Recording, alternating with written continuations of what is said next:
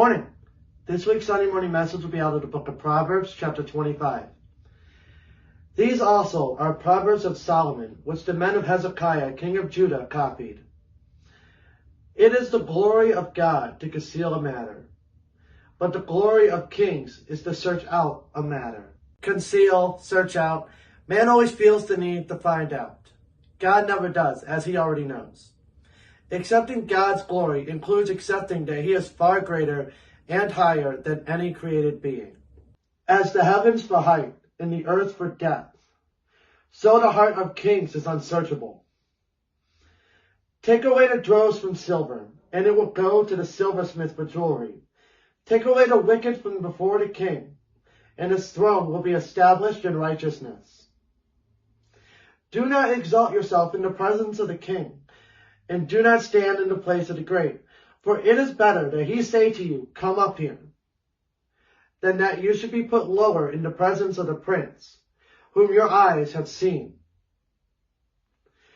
Do not go hastily to court. For what will you do in the end when your neighbor has put you to shame? Debate your case with your neighbor, and do not disclose the secret to another, lest he who hears it expose your shame, and your reputation be ruined. A word fitly spoken is like apples of fine gold in settings of silver. Like an earring of gold and an ornament of fine gold is a wise rebuker to an obedient ear. Like the cold of snow in time of harvest is a faithful messenger to those who send him, for he refreshes the soul of his masters. What is normally a time of perspiring labor is alleviated by the unexpected refreshment of cooling snow. Just as pleasing is the work of good envoy.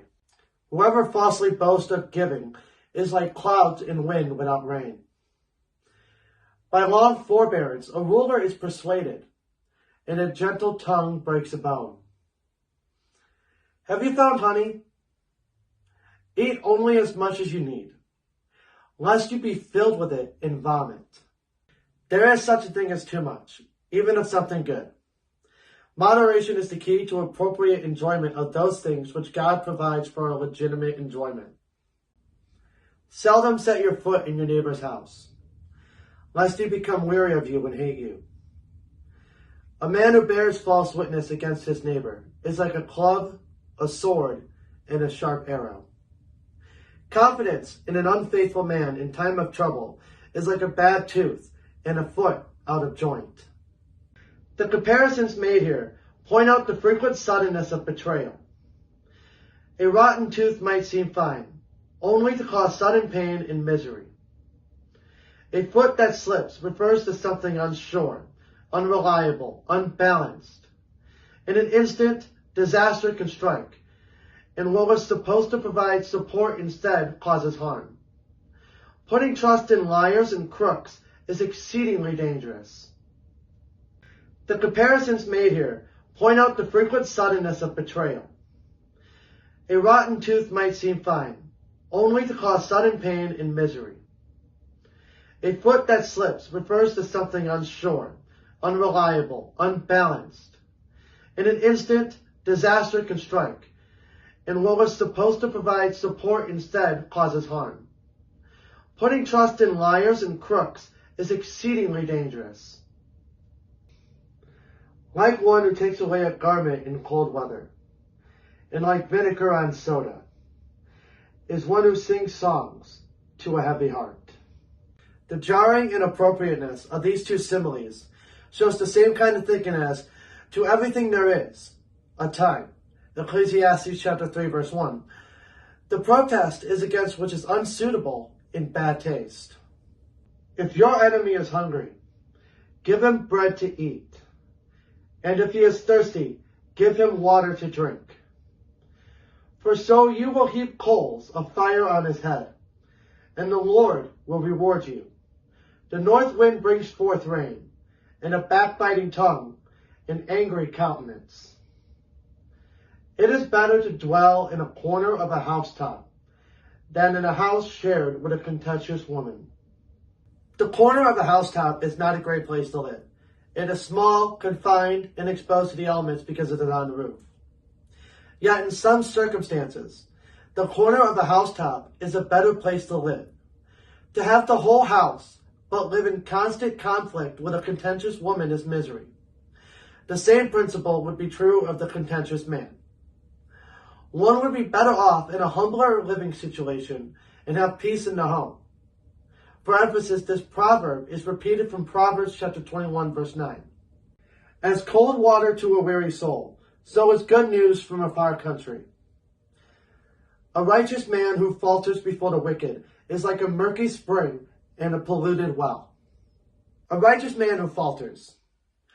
One who is basically good becomes contaminated when he is indecisive in the face of temptation. His ability to serve becomes marred. And to be marred means to disfigure the appearance of or to impair something. It is not good to eat much honey. So to seek one's own glory is not glory. Whoever has no rule over his own spirit is like a city broken down without walls. Honey is an example of one of God's gifts. In the world of Solomon's day, sweets were rare and nothing was sweeter than honey. Yet, overindulgence in even a good gift like honey is not good. Self-control must be practiced, even with good things.